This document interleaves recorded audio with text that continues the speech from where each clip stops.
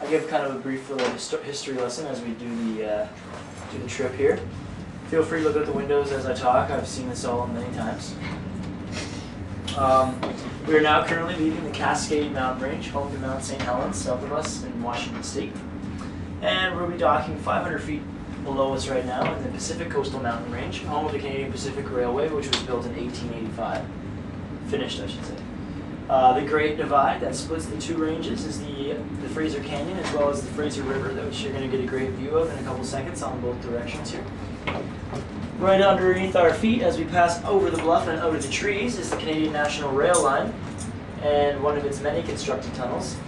This tunnel is significant specifically because of its own construction. In 1912, workers hit an undetected fault in the rock line, causing about 100,000 cubic meters of rock to plummet down the mountain into the river below. This caused a pretty big problem for all of our spawning salmon who make their way through here.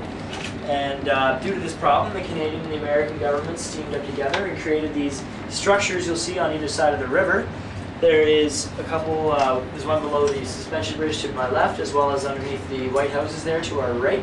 These are called the International Fishways. They look like remnants of an old bridge or an old dam or something like that.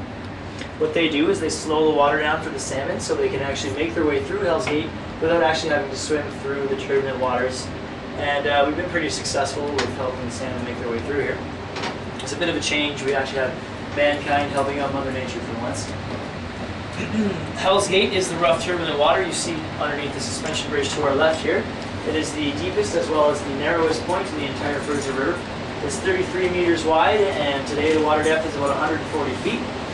To my right, behind me here, you can see underneath the bridge there's a sign that shows the highest ever water level marking in Hell's Gate, 208 feet.